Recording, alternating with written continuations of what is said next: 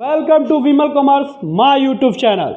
आज अभी हम इशू ऑफ शेयर्स टॉपिक पढ़ रहे हैं जो 12th के साथ साथ बीकॉम पार्ट 2 वाले स्टूडेंट को भी पढ़ना है और बहुत ज़रूरी है। बड़ा ही इजी चैप्टर है, कोई टफनेस नहीं है। जिनको भी डाउट होता है शेयर्स के क्वेश्चन बनाने में वो मेरा ये वीडियो ज़रूर देखें, ईजिली तरीके से मैं सॉल्व करना बताता हूँ।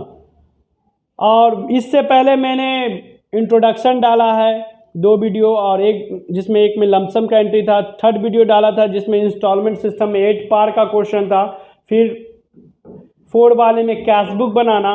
आज जो सिखा रहा हूँ वो है calls in arrear topic. Calls in arrear क्या होता है ना, कोई दिल से नहीं लगाएगा, ठीक है। जस्ट एग्जाम्पल समझा रहा हूँ। जब किसी से हम पैसा मांगे और उनको पेमेंट करना, उसने पेमेंट नहीं किया, उसको कॉल इन एरियर कहते हैं। यानी कॉल किया मैंने तो पैसा मांगा, सामने वाले ने पेमेंट नहीं किया, तो ये है calls in arrear. If any share holder fail to pay the amount due on allotment या एनी कॉल, कहने का मतलब है कोई भी शेयर होल्डर, अगर कोई भी एक शेयर होल्डर फेल कर जाए किस पे, अलॉटमेंट मनी देने पे या कॉल मनी, अलॉटमेंट मनी या call money, the amount note so received, और हमने तो मांगा, अलॉटमेंट पे मांगा, फर्स्ट कॉल पे मांगा, फाइनल कॉल पे, किसी एक पे भी, किसी पे भी उसने से मांगा लेकिन मेरे पास पैसा नहीं आया क्योंकि उसने नहीं दिया, इज कॉल इन एरियर। इसी कॉल को हम कॉल इन एरियर कहते हैं। यानी हमने मांगा, उसने पैसा नहीं दिया, call in arrear. Call in arrear account is a technically as an assets account but it is a so is the deduction from the called up capital. ये कॉल्ड अप कैपिटल में से डिडक्शन करना पड़ता है on the liability side of the balance sheet. Balance sheet के जब हम बनाना सिखाएंगे, अभी मैंने सिखाया नहीं, सिखाऊंगा आपको बैलेंस शीट बनाना। तो जब हम बैलेंस शीट बनाएंगे तो उसमें से कॉल्ड अप कैपिटल में से, देखिए पे बैलेंस शीट बताऊंगा, कॉल्ड अप कैपिटल में से कॉल इन एरियर को हम लेस करेंगे, तब आ जाता है मेरा paid up capital. Balance sheet में मैं इस चीज़ को और डिटेल में से बैलेंस शीट बताऊंगा तो ये बताऊंगा टॉपिक को। अब देखिए, there are 2 alternative method of dealing with the according to call in arrear without opening call in arrear and opening call in arrear. कह रहा interest on call in arrear या अनपेड अमाउंट, ठीक है। Their rate of interest must be, अगर मान लीजिए कभी call in arrear का पैसा मिल गया, मैंने अलॉटमेंट पे मांगा, उसने पैसा नहीं दिया, उसका मन बदल गया, फर्स्ट कॉल पे वो बोलता है कि जी उस टाइम हम नहीं दे पाए, सम टाइम कभी कभी लोगों को प्रॉब्लम रहता है जिस कारण वो पैसा नहीं दे पाए, अब फर्स्ट कॉल पे पैसा दे, हो सके फर्स्ट कॉल नहीं फाइनल कॉल पे दे, लेकिन वो पैसा दे रहा है, तब क्या होगा, तो अब तो लेट करके पेमेंट देने में, तो देखते हैं ना LIC वगैरह आप करवाइए या किसी चीज़ का पेमेंट करने में आप लेट करते तो आपको फाइन जोड़ा जाता है, वही है चीज़। The rate of interest must be specified in the article of association if the article are silent. आपका जो क्वेश्चन रहेगा, कंपनी क्वेश्चन में बोलेगा इतना % इंटरेस्ट निकालना है, या आप जिस कंपनी में उसमें बताएगा कि कॉल इन एरियर पे कितना इंटरेस्ट देना है। अगर साइलेंट है, अगर कुछ नहीं बोला गया तो table F of the company act में जो टेबल एफ है 2013, ये क्या लिखा हुआ है, 2013 लिखा हुआ है, 2013 shall be applicable table F provide for 10% interest per annum. 2013 में जो टेबल ऐप में किया गया है वो बोला गया interest on call in arrear पे, अगर कंपनी के आर्टिकल या कुछ नहीं बोला गया आर्टिकल ऑफ एसोसिएशन में, तो 10% कॉल इन एरियर पे आपको इंटरेस्ट देना होगा। Such where rate if any as board of money determined. समझ गए, अगर कुछ नहीं बोला गया है कंपनी के द्वारा तो आपको कॉल इन एरियर पे 10% इंटरेस्ट देना होगा। अगर पैसा मिल गया, नहीं मिला तो कोई बात ही नहीं, क्वेश्चन में जब बोलेगा कि कॉल इन एरियर का पैसा मिल रहा है और हमको इंटरेस्ट देना होगा, तब ये इंटरेस्ट हम निकालना सीखेंगे। तो ये था कॉल इन एरियर का थ्योरेटिकल पार्ट। अब हम कॉल इन एरियर का क्वेश्चन आएगा तो हम उसको बनाएंगे कैसे, तो चलिए क्वेश्चन उठाते हैं।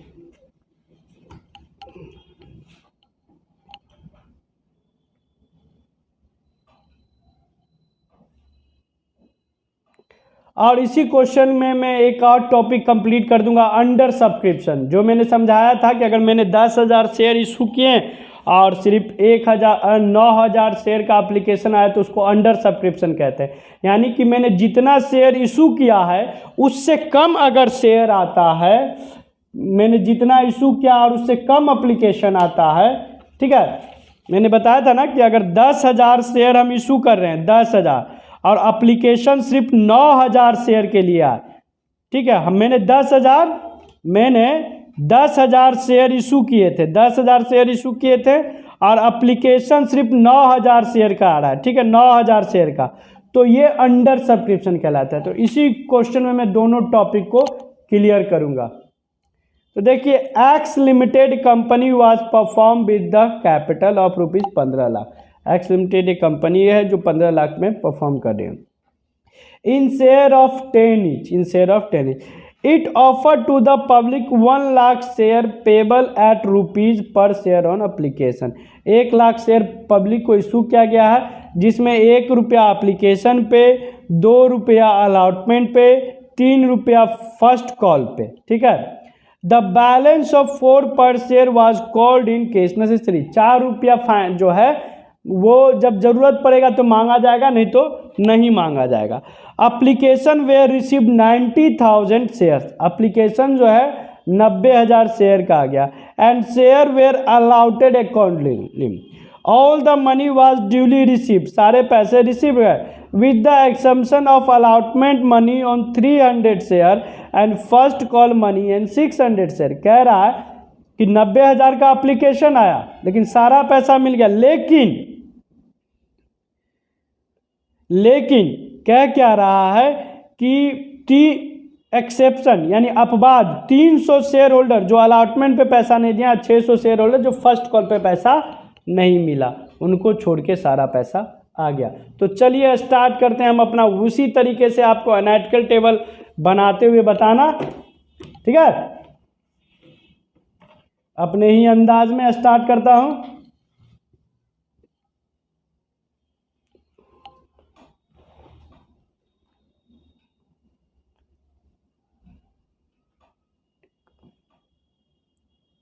टेबल,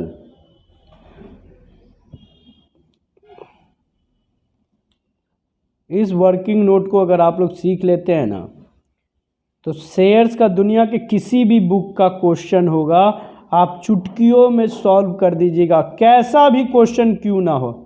पहले एप्लीकेशन का काम, एप्लीकेशन में पहले रिसीव्ड, ठीक है, फिर transfer.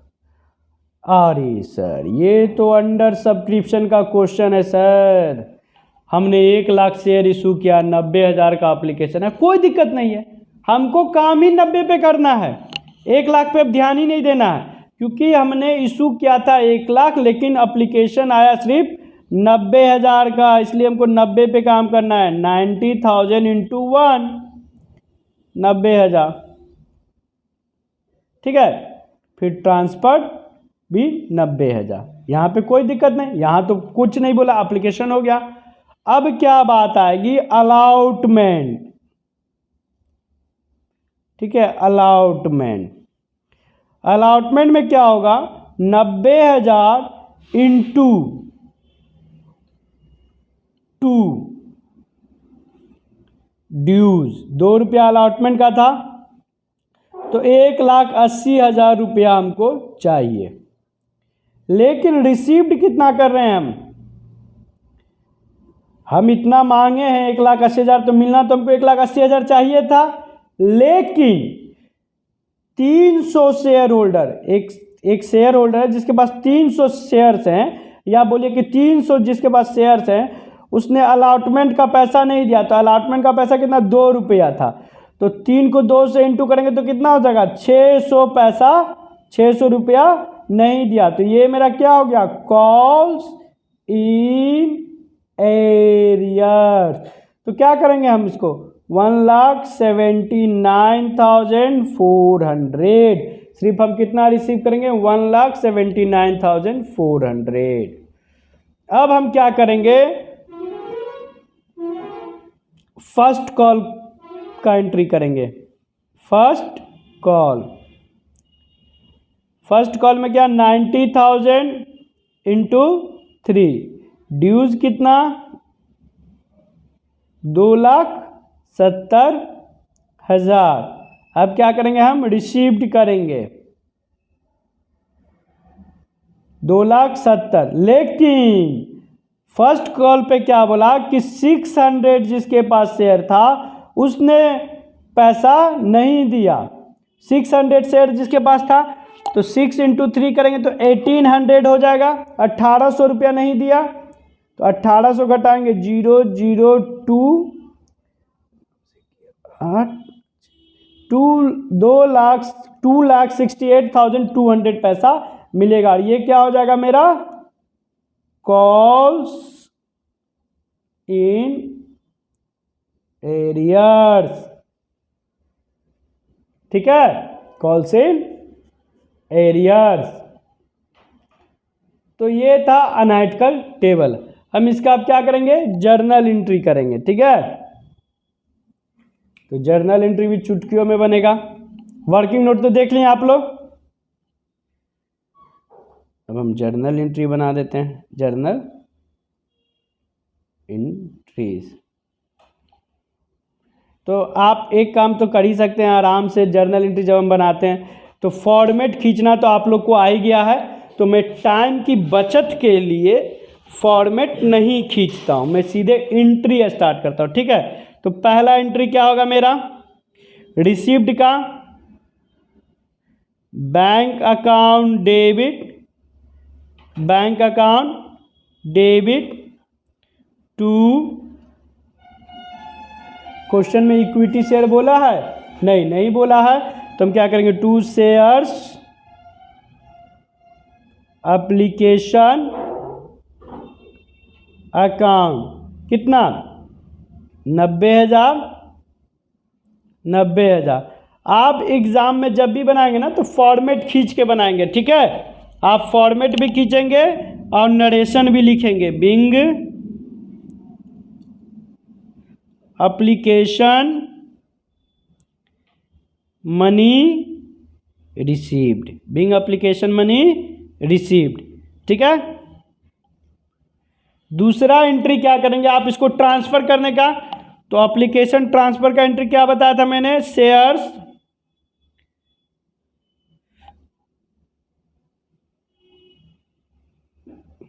Application account debit to share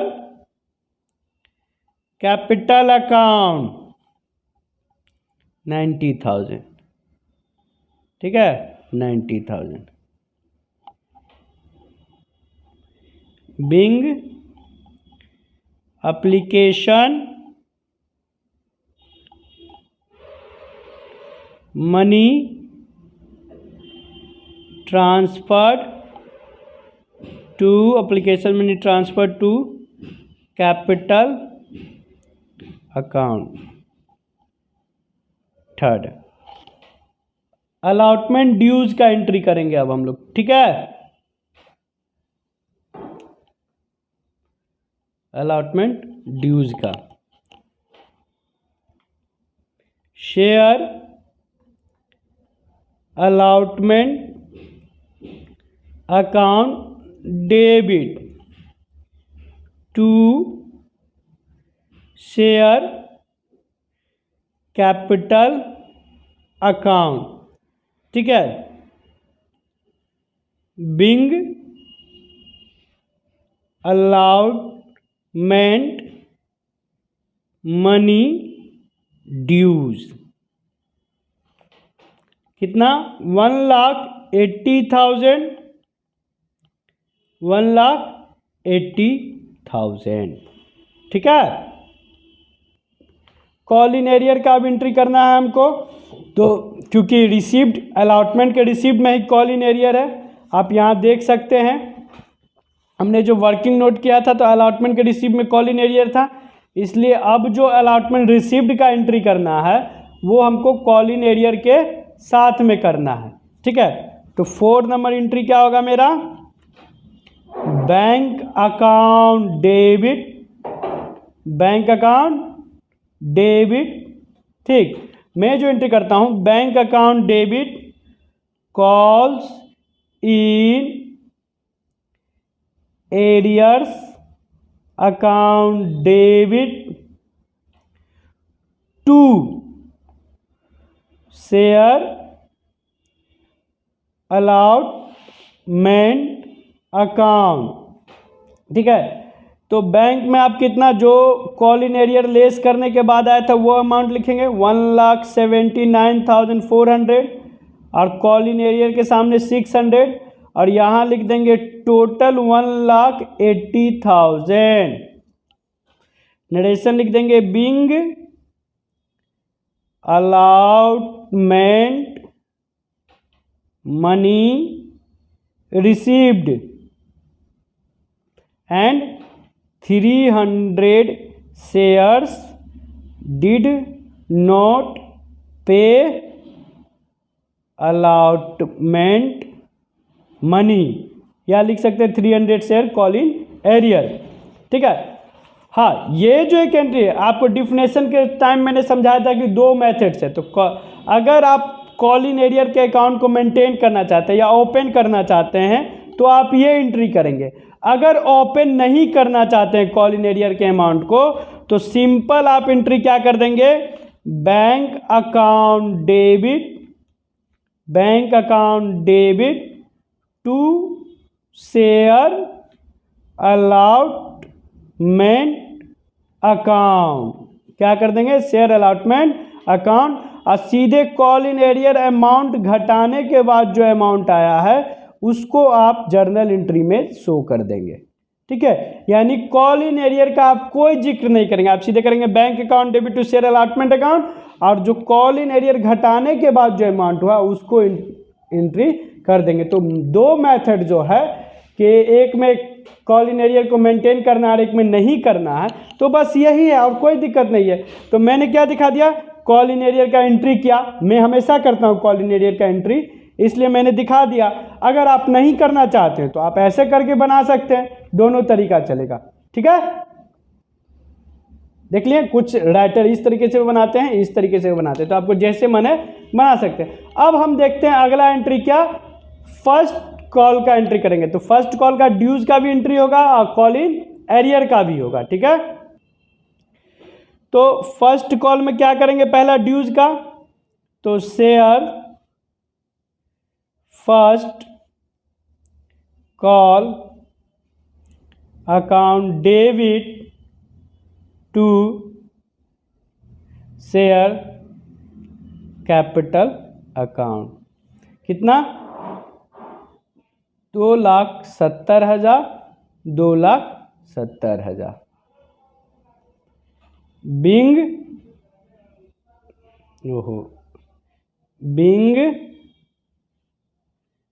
Bing first call money dues. ठीक है, यहाँ गलती से ये हो गया है, मैंने हटा दिया जो गलती हुई थी, क्योंकि बहुत लोग इस तरह कर न दें। और मैंने हमेशा आपको बेसिक जर्नल एंट्री में सिखाया है कि टू कहाँ पे लिखना है, जो मैंने 11th के कुछ वीडियो डाले हैं, प्लेलिस्ट में जाके आप देख सकते हैं, टू कितनी दूरी पे लिखना है, डेबिट कैसे लिखना है, वो सारा चीज़ मैंने वहाँ सिखाया था, इसलिए मुझे गंदा लगा, मैंने हटा दिया। तो ठीक है, मैंने ड्यूज का एंट्री कर दिया, share first call account debit to share capital account. अब जो एंट्री करेंगे हम वो रिसीव्ड का एंट्री करेंगे। तो क्या होगा, बैंक अकाउंट डेबिट टू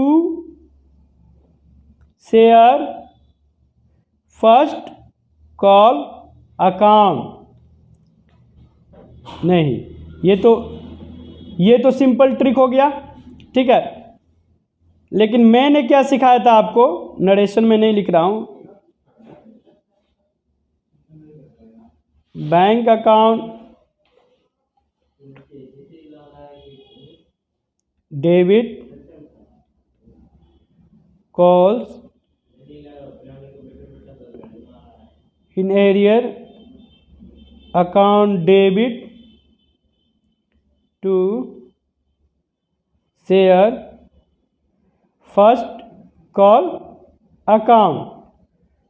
तो मैंने आपको ये एंट्री अभी बताया था कि क्या करना है, जो अमाउंट लेस करके आया उसको यहाँ पे दिखाना है 2,60,200, ठीक है।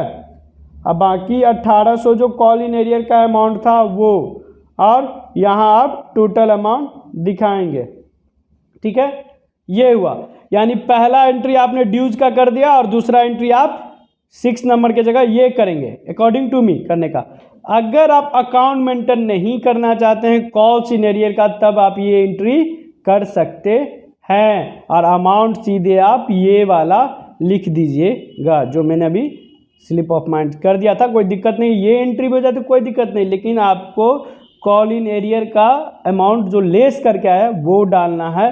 कब? जब कॉल इन एरियर का केस रहेगा तब। अब मेरे हिसाब से करिएगा तो ये एंट्री करना है, बिंग फर्स्ट कॉल मनी क्या लिख देंगे, being first call money received and 600 shares calls in arrear, ठीक है। तो ये था मेरा कॉल इन एरियर का टॉपिक। कैसा लगा कमेंट करें, वीडियो को लाइक करें, शेयर करें, ज़्यादा से ज़्यादा शेयर करें, ठीक है। फिर मिलते हैं नेक्स्ट टॉपिक के साथ नेक्स्ट वीडियो में।